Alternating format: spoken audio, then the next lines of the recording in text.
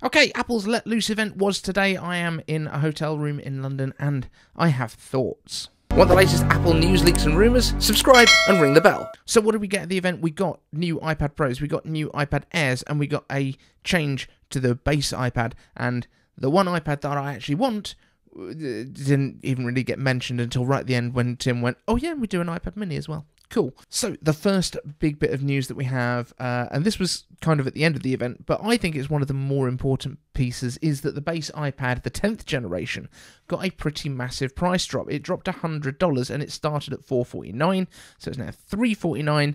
That is a decent chunk. That's like between 25 and 33%, probably, let's say 30%-ish. Yeah, near enough. That's a huge price drop on something like this. So I think that's a really important thing, and I don't think that should be missed out.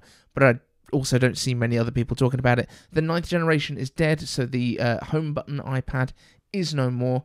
That just leaves the iPhone SE, right? That's the only thing left with a home button right now. And we think that's going next year. Fingers crossed. Home buttons may finally be gone. That also kills the lightning cable in iPad.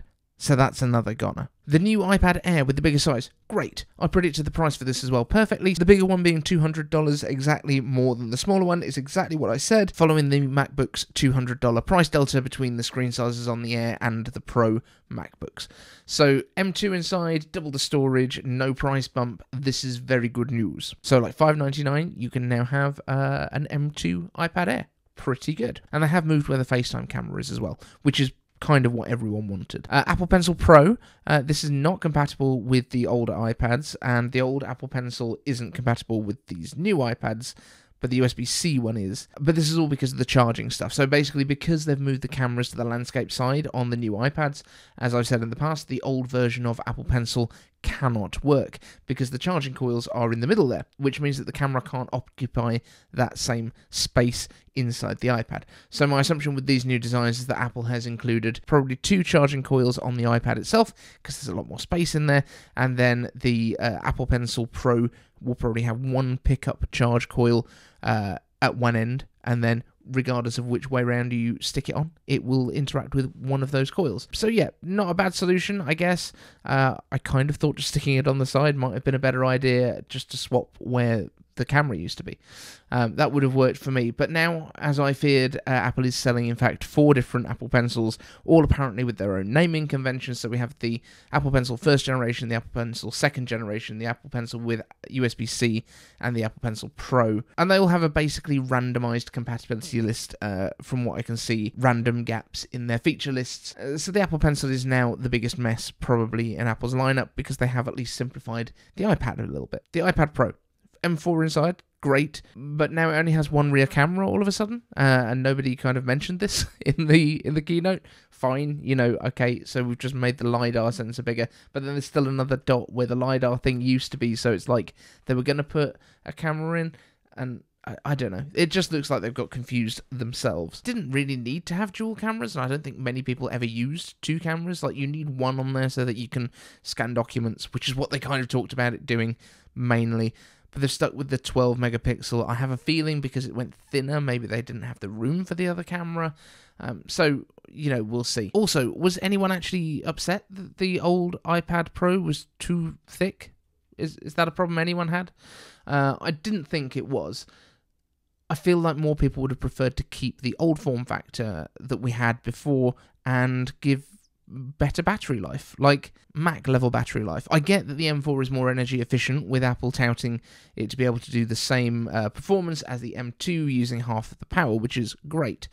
But I just don't think that many people were hoping that would result in a thinner iPad with the same length of battery. Now, iPads have famously had basically a 10-hour battery life, or at least a 10-hour battery life target since the first one, like basically the first ever iPad, which was amazing at the time because MacBooks generally did about half that at the time, but now they do about double that 10 hours. So Apple Silicon has got so much better, and the iPads seem to have been kind of forgotten at that point. The new displays for the iPad Pro, though, do look really great, and while some viewers have said that there's no way that anyone who works with colour professionally could use an OLED display for anything, I'm going to say that Apple kind of knew about these concerns and already addressed it with that reference mode, Fingers crossed once they land in the real world next week. The reviews are as good as the Ultra Retina XDR, which might be the most Apple name ever, sounds. It sounds pretty good. Oh, and if you do want that nano textured glass, that's an extra $100, which I think is reasonable, but you can only get it if you at least spring for a terabyte of storage, which is like the third tier up, so that's a little bit cheeky. You're then talking about sort of $1,700, $1,800. That's quite pricey. But M4, of course, Apple compared it to the M2 in all of their benchmarks, which was in the previous iPad Pro, so it does sound really good. But actually, it genuinely does look like it's a really good chip with a decent jump. And now you get 6 efficiency cores and up to 4 performance cores. Now, my heart sank a little bit when I heard that part, because if you buy the base iPad Pro, you get 3 performance cores, not 4. And I can't help thinking that when we used to get a couple less GPU cores instead of CPU cores, that was probably a better compromise. Apple also released new Pro apps, or updates at least for the Pro apps that we have for the iPad Pro, and they're getting some cool updates. So I love the look of the new multi-camera support for the iPad Pro on Final Cut, but you do have to have an iPad Pro for that, and you have to subscribe to Final Cut for that. And I can't do it on the Mac, where I use Final Cut. So that's not ideal for me. And I don't want an iPad Pro, because iPads aren't supposed to be for pro things. They're supposed to be for doing drawings and all that kind of stuff, which I've been saying for years. I do kind of want that Final Cut Pro camera app, though, which will be coming later this spring. And it seems to be Apple's response to things like the Blackmagic camera app, so it gives you a lot more control over the camera and video settings, and you can use it without the iPad. So that's great. Let's go. And iPads don't come with chargers anymore, just so you know. But yes, the most confusing part of this event is that the iPad Pro is now thinner and lighter than the iPad Air. So what does Air mean? Apple has really lost sight of what the Air was meant to be. Air was supposed to be premium but thin and light, and then Pro was supposed to be beefier but more powerful. And now we've kind of gone to the point where Air is just a bit cheaper but not cheap, because that's what the base one is, which isn't still cheap, but it's cheaper than it was. But like, nothing makes sense about Apple's naming at this point.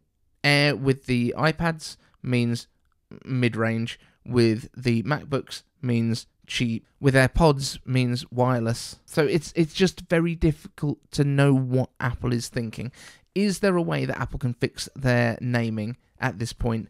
Do you even care? Are you just happy that it's like not Pro? Is that all it's meant to mean? So maybe we could get Vision Air, and it's even bigger. It's like a whole hat. So we have Vision Pro right now, for example, which I genuinely thought they were going to say we're rolling out to loads more countries at this event. They never mentioned it, other than, yeah, it's doing really well. People are using it for stuff. If Apple was to come out and say, oh, Vision Air is here, and it is twice the size and a little bit heavier than the Vision Pro, what? Doesn't make any sense. Anyway, I've run out of script.